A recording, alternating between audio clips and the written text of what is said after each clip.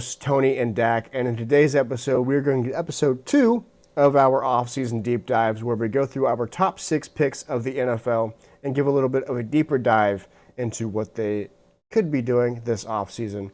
Now, we are recording this on March 9th, Monday, which is when the legal tampering period has begun. So this format will be a little bit different. There are already people who have been signed, so I'm not just going to have targets for the you'll see as we get into the episode.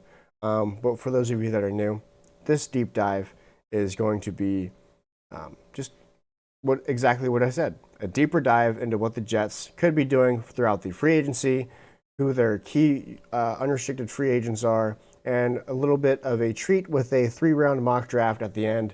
And because I did it for the Raiders, I might try to do it for every team. Both a 3-round mock, just normal, and a 3-round mock with a trade into it. We'll see how it goes as we go along, but starting off with our New York Jets. So, getting into our little slideshow here, we have the front office and coaching staff being Aaron Glenn, Frank Reich, and Brian Dunker. I know nothing about was what? caught sleeping at the combine, Yeah, poor guy. I mean, I would too, but and Frank Wright had zero success at Stanford, where he was, and then now is back yeah, in the NFL. which is I don't weird. get that one. Yeah. Bring back the old offense, I guess, is what they're planning on doing, old people offense. But Frank Reich is an old fella. I don't know anything about Brian Dunker, but it doesn't really matter because Aaron Glenn's going to be running that defense. Some key players for the Jets before I get too deep in here. I don't remember all of my slides. Actually, no, I haven't put it down yet. Key players being Garrett Wilson, Breece Hall, Olu Fashanu. Is Justin Fields still there? Justin Fields has not been released yet, which is surprising. But it would be Sure. $21 million against the cap, which we will get into later. So, notable unrestricted free agents Elijah Vera Tucker, John Simpson, Andre Cisco, and Quincy Williams. At this point in recording, Quincy Williams is the only one that has been signed elsewhere, and neither of the other three have been signed to my knowledge. Quincy Williams is now a Cleveland Brown. Poor guy. Elijah Vera Tucker is solid when he's on the field, but has a lot of injuries, so that's something to keep your eye on if your team does bring him in. John Simpson is reaching, I think he's around 30 now. The Raiders drafted him in 2019, if I'm not mistaken, and then he's kind of just floated around the league. He was with the Ravens for a stint, and now with the Jets. He wasn't good with the Raiders, but I'm glad to see that he has turned his career around. And then Andre Cisco, one of the safeties from was that also the 2019 class, or is that 2020 or 21? I feel like he's a 2020 because I think he went to Syracuse. Yeah, I think you're right. Um, Let me take a quick look at this. He's only 25. Oh, he was 2020 drafted draft. by the Jags. 2020. Forgot about that. Why can't this thing just pop it up for me? Um, he was a 3rd-round pick in the 2021 draft. So 2021. by the Okay. Jags. He played 4 seasons with the Jacksonville Jaguars, had a 1-year contract with the New York Jets, where he played 8 games and had 41 combined tackles. So Cisco will end pretty up pretty somewhere mid in year, depth. pretty mid. He'll end up depth somewhere Yeah, and playing a lot of games. yeah. Next slide, we have our trade and cut candidates. So before, this was 2 different slides, but to simplify everything and to just make it smoother, it's 1 slide now. You're welcome. Harrison Phillips could be traded or cut. Most likely cut because he's old, and save 7.5 million. I don't think he's been cut yet. And then Justin Fields also expected to be cut. I don't think it makes sense for them in terms of, well, it definitely doesn't make sense for them in terms of the cap. But just to have a fresh flush of the quarterback room, I anticipate them cutting him. And then the only guy that I could see them trading is Breece Hall. He didn't want to be there, and he got franchise tagged, which usually has a upset player on the other side of it. I don't think they will. They're probably going to extend him, and it's probably going to be hunky dory because he gets a fat load of cash. But just somebody to keep your eye on if your team is in the market for a running back, if that even exists anymore. But I wouldn't anticipate Brees Hall going anywhere. Yeah. They traded away a lot of their pieces last year. Yeah. Got a lot of picks and everything else. I think they Mm-hmm. might be done trading their bigger pieces, Mm-hmm. and just kind of building from the ground up now. Um, you've sucked for I don't know how long. You traded all these pieces away. Now let's go try to rebuild again. Yeah. Speaking of rebuild again, their free agency signings so far have been pretty darn solid, so I'm proud of you, Jets. Joseph Osai, 3 years, $36 million. Kingsley Enagbari, 1 year, $10 million. Demario Davis, 2 years, $22 million. And David Onyemata, 1 year, $10.5 million. So a lot of focus on the defensive front seven. Three defensive linemen and Demario Davis, who they pried from the New Orleans Saints. Another guy that we anticipated being a lifelong Saint or a lifelong player of a team has moved from their lifelong team today, other being Mike Evans that comes to mind. Both from the NFC South, which is oddly convenient.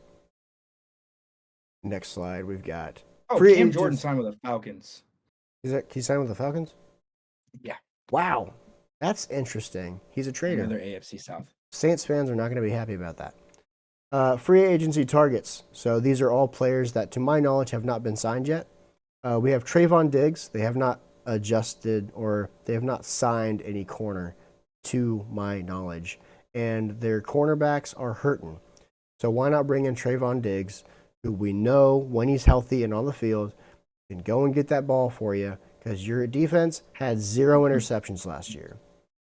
Evan Neal, who is a tackle or guard, if I'm not mistaken, help shore up your line. And then Darnell Mooney just being another offensive weapon for whoever your quarterback is, maybe Justin Fields, maybe Ty Simpson. Anyways. And he's very solid as well. He has had some injuries in the last couple of seasons, but when he's on the field, he makes plays with his legs. Yeah. Very elusive. If Darnell Mooney ends up going there, he has that connection with Justin Fields from the Bears. You're right. I forgot about that. That would be a good kind of connection if you're going to continue to have Justin Fields there. Yeah. Give him somebody that he has a connection with. Hopefully build that offense up. Mm-hmm. You draft a few offensive linemen and say, hey, this is the offense we think can work. You have a good receiver in Garrett Wilson. You just traded and got Adonai Mitchell. So that's going to help. Darnell Mooney, boom, you have another guy like that. That's 3 good weapons. Brees Hall, build that offensive line with the picks that you're getting that we can discuss later on. You just signed a lot of defense today, I'm pretty sure. Mm-hmm. What's next? All offensive line. So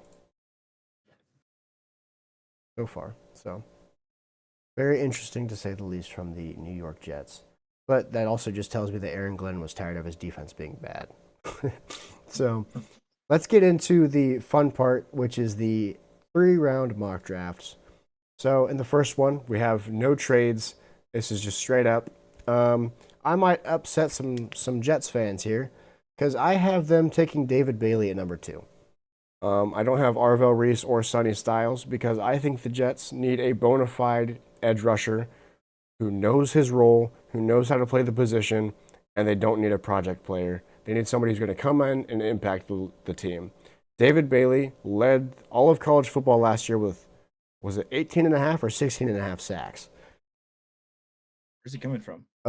He's coming from Texas Tech, if I'm not mistaken. Oh, yeah. One of the best defenses in college football last year. Yeah. Yeah, or let me just double check this real quick for everybody. 16.5 maybe. Sounds about right. Oh. I had this down earlier. I should have put it in my notes. 19.5. No, okay, sorry. 14.5 sacks, 19.5 tackles for loss. So you're getting a bona fide player, bona fide edge rusher, bona fide guy who goes and gets the quarterback, and with a division of Josh Allen, now Malik Willis, who's another fast guy who will fly around and get around your edge rushers. and Drake May. All three guys are mobile. He's an athlete. Go get him and contain them and show them that your defensive line is moving in the right direction. Pick 16, Mansour Delane out of LSU, cornerback, just to further beef up your secondary because, again, your secondary is hurting. Got rid of Sauce Gardner and haven't made any cornerback moves as of late, well, as of this recording, once again, or secondary, or not secondary, safety. So Mansour Delane as a good add. Jermod McCoy is probably also going to be on the board or has the opportunity of being on the board, but I don't love that he didn't play football last year, so I would stay away. Ty Simpson at 2-1 because he's going to be your quarterback, probably. I wouldn't be surprised if you took him at 16, but for the sake of the mock draft and him always falling for some reason, he was there at 2-1. That's who you guys get. And Caden McDonald, also a very solid defensive tackle out of Ohio State, is your 212 pick. I think with Ty Simpson, it just becomes who's in the market for quarterback. Yeah. I don't see a lot of teams that are because there's so many options out there at quarterback. Unless a team is going to bluff and say, "Hey, we're going to take Ty," I think he could slide to the third round where the Jets will move up into the third round because they don't have a third round pick, Nope. correct? Nope. They could slide into the third round and take him there. Yeah. Because again, I don't see a lot of quarterbacks going in this draft class. I think he will slide. You can get depth somewhere else. Don't force that pick. Yeah. Again, quarterbacks are kind of like running backs. When they fall, they fall. You know, they're not like it's like Malik Willis. He slid to what the third or fourth round, and he was getting told that he could be drafted in the early first. Yeah. Or late 1st. So, and it's the same thing with Will Levis, right? It was going to be a top 3 pick if whoever wasn't. There was 4 quarterbacks, 3 of them were going to go in the first 3 picks, or something like that. And he slid all the way to the 3rd round. It was the second or third. So, yeah, 1 and 2. So Ty could slide. Don't force the pick. Is all I have to say. Yeah, he was 33rd. Now, something to note from my mock draft experiences with the New York Jets. I do have to say, in full disclosure, that in some of my mock drafts, I did get Makai Lemon and Carnell Tate, who I know you guys would much prefer. So, just for proof, it's going to be backwards, but you got Carnell Tate there, and you got Makai Lemon there. So if those guys are options, I can't imagine that they don't take them over Mansour Delane, but they weren't there consistently, so I went Mansour Delane. Now, to the 3-round mock draft with a trade. Jets fans are probably going to be mad at me again, but it's fine because you guys traded your number 2 pick to go back to number 5 and picked up the Giants' first-round pick of 2027 to pick David Bailey once again because I think that if the Giants trade up, they're not going to take David Bailey. They will probably take another project player like Sonny Styles or Arvell Reese, or maybe they go out and take Caleb Downs. Who knows? It's the Giants. But Caleb Downs is familiar, he's been compared to, quote unquote, very, very loosely, quote unquote, to Kyle Hamilton. And where did Jim Harbaugh come from? Ravens. So that could go hand in hand. Maybe you see a safety at number 2, which would be kind of crazy, but I digress. Here at number 16, we took Jermod McCoy. I know what I said, but I digress. That's what you got. If he plays the way he did in 2024 before his ACL tear, apparently he was the best corner in the draft. I have said numerous times, I don't really watch college football. So Jermod McCoy could either be great or he could be very mid. So perfect for the Jets. Omar Cooper Jr. at 2-1, giving you guys that extra quarterback weapon for whoever your quarterback is. Because as you can see, I didn't take Ty Simpson. Whether you love that or you hate that, I apologize in advance. You guys could also go and get somebody in the offseason. Kyler Murray has rumblings, but I can't imagine he goes to the Jets. That just doesn't make much sense for his career. he has a better chance of going to the Oakland A's and doing better with his career. That's just in general. I think he should go back to baseball. Anyways, 212, Emmanuel Pregnon, another offensive tackle. Maybe slide into guard. I would be lying if I told you jack diddly squat about him. But I know that he's from the Oregon Ducks, if I'm not mistaken. I might be screwing this up real bad. Anyways, Emmanuel Pregnon, 212. You can never have enough offensive line depth. No, you can't. You can't. And especially with how often linemen get hurt, if he slides in, if you give him any versatility, he can go in and slide into guard and take over for AVT if he leaves the Jets. So I don't think it's a bad pick. I think it makes total sense. And as long as you guys have people who will work with these guys and coach them up, actually, you guys could have a pretty solid team. Now that leads us into the extra point. So I'm going to shift the extra point for deep dive into being a more, what did we miss? Something more deep dive. Geez, how many times can I say deep dive in an episode? That'd be a terrible, I'm not going to say that. So our extra point is going to be revolving around what the team's timeline is going to be, asking you guys what we missed, what team is next, and all that fun stuff. So, what do we think? All right. To the surprise of my face. Yeah, he was watching baseball. Paul Skeens was throwing a no-hitter, and Bryce Harper did not just catch an easy ball coming to first base. So now it is an error, and his perfect game is gone. Bryce Harper, figure it out. That's unfortunate. So what do we think the timeline for the Jets' success is going to be? I think it really comes down to who their quarterback is and who their next head coach is going to be, because at this rate, I don't know if Aaron Glenn's going to be there long. I don't think Aaron Glenn can make it through the rest of the season. I think he could get fired in the regular season if he does not have success. I think week 7, week 8, if they start off the season 1-7 or 0-8, you just got first. So figure out how to win with at least get 4 wins, 5 wins by week 10. Yeah. Week 11, you need 4 wins. If you start off the season slow, he's going to get the can real quick. And I think it just jumps the success down. I think farther. Within the next 5 years, we could at least see them at average. It really comes down to also, they really are in a tough situation because of their division. Every other team in their division is going on the upward, except for maybe the Dolphins. They're maybe upward. They're like a slight up, a little bit, just a little bit. So it really comes down to who they draft and how these next 2 drafts go and who their head coach ends up being. Who do we miss? What did we miss? Did the Jets have a glaring issue that I didn't see? As most of you know, I'm a Raiders fan, and I got to break that down in the first episode of this series. So please let me know down below what I missed, because I want to know more about these teams so I can have more educated guesses, more educated takes and all that fun stuff. I don't want to be spewing garbage. That's something I don't want to do on this podcast. And that's one reason why we don't really box score watch on this podcast as well, because that is the most annoying thing ever. I hate when somebody looks at the box score, tells me how the game went, when they could be very well wrong, because the box score does not tell the whole story.